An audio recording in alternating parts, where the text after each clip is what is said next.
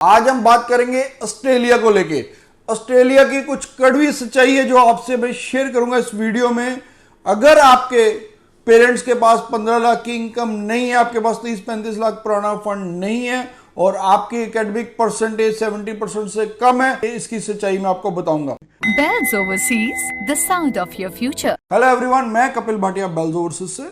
Bells overseas से आप कोई भी स्टडी वीजा की असेसमेंट फ्री ऑफ कॉस्ट करवा सकते हैं हमारे हेल्पलाइन नंबर 6292062920 पे कॉल करके। तो ऑस्ट्रेलिया की आज सच्चाई ये है कि ऑस्ट्रेलिया में अब वो पुरानी सारी चीजें खत्म हो चुकी हैं कि आप फंड्स का जुगाड़ कर लोगे, कोई फाइनेंसर से लेके दिखा लोगे या आप कोई पैकेज कर लोगे। अब जो पैकेज के नाम पर भी आपसे कुछ पैसे ले लेते हैं स्टार्टिंग में, चाहे 50,000, चाहे कोई फंड्स के नाम पे 2-1.5-2 लाख रुपए ले लेते हैं, तो वहीं पर प्रॉब्लम आती है। अब होता क्या है कि आपको ज़्यादा से ज़्यादा वो किसी कॉलेज की आपको ऑफर लेटर दिलवा देंगे और कॉलेज की वीज़ा सक्सेस ही नहीं होती, वो बिल्कुल ना के बराबर है। अगर 100 में से 5 फाइलें वैसी होती है, 5% की सिर्फ वीज़ा सक्सेस है, बाकी 95% का तो वीज़ा ही नहीं लगना। पहले तो सबसे पहले आपकी जीटी क्राइटेरिया नहीं क्लियर होना।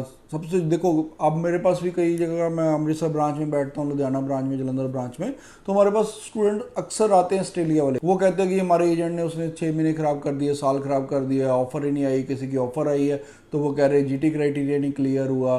तो हालांकि प्राइवेट कॉलेज में जीटी क्राइटेरिया भी क्लियर हो जाता है, जो अब जीएसटी है वो भी कोई बड़ी बात नहीं, लेकिन अगर सीओई मिल भी जाती है कॉलेज की तो भी वीज़ा सक्सेस नहीं है। तो ये स्टूडेंट्स को समझना पड़ेगा कि कोई भी कॉलेजेस के नाम पे आपसे कोई ठगी हो रही है तो वो उसको मत पढ़ो। अगर मान लो आपसे कोई पैसा नहीं भी लिया जा रहा तो लेटर ऑन वो पैसा मांग लेंगे। अगर पैसे की बात छोड़ो, दूसरा आप अपना टाइम और वेस्ट कर रहे हो, आप अपना स्टडी का गैप बढ़ा रहे हो, और अगर ऑस्ट्रेलिया की रिफ्यूजल लगा के बैठ जाते हो तो उसका क्या बेनिफिट है। उससे बेटर है कि आप उस कंट्री के लिए अप्लाई करो जहां पर आपका प्रोफाइल एलिजिबल है। जैसे न्यूजीलैंड है, न्यूजीलैंड में अब 2023 पास आउट स्टूडेंट्स भी एक्सेप्टेबल है, 2022 पास आउट भी एक्सेप्टेबल है, और वहां पर आपके पास अगर 6 मंथ ओल्ड फंड है तो आप कर सकते हो। दूसरा, आपके पास प्रोविजन है कि आप एजुकेशन लोन लेके भी जा सकते हैं। यस, एजुकेशन लोन बिल्कुल एक्सेप्टेबल है, ऑस्ट्रेलिया में भी है, न्यूजीलैंड में भी है। तो बेटर है कि आप न्यूजीलैंड में जाओ, वहां पर आपसे एजुकेशन लोन लेके उसके बाद आप अपना अप्लाई करके जा सकते हो। ये एक बेटर रास्ता है।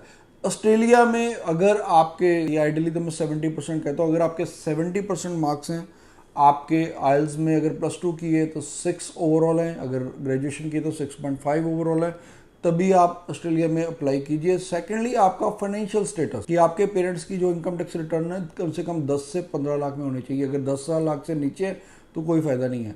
और अगर आपके फंड्स हैं 30-35 लाख के, यहाँ आपके पास एजुकेशन लोन है, कोई प्रॉपर्टी है जिसको प्लेज करके आप एजुकेशन लोन ले सकते हो, तभी आप ऑस्ट्रेलिया में अप्लाई करो। होता क्या है कि हमारी जनरल टेंडेंसी है कि हम ना नहीं सुनना चाहते। हमें कोई कह दे कि नो आपका नहीं होगा तो हमारे से बर्दाश्त नहीं होता। ये हमारी कह लो कि साइकोलॉजी है। स्पेशली अगर बात करूँ हमारी नॉर्थ इंडियन की, ये प्रॉब्लम है कि हम नहीं सुनना चाहते। हम सोचते हैं कि हाँ जी, जो हमारा प्रोफाइल है, हमारे रिलेटिव है, हमारे रिश्तेदार वहाँ फलाना, हमारा कोई ब्लड रिलेशन में वहाँ पर है, ठीक है, कोई यार दोस्त है, तो हम चाहते हैं कि ठीक है, हम वो ऑस्ट्रेलिया गया हो तो हमने भी ऑस्ट्रेलिया ही जाना। हम ये जिद को पकड़ के बैठते हैं, तो वहीं पर सबसे ज़्यादा नुकसान होता है और इसी चीज़ को इनकैश किया जाता है, आपकी इसी चीज़ को। और जबकि ज़रूरत होती है कि आप सच्चाई जानो।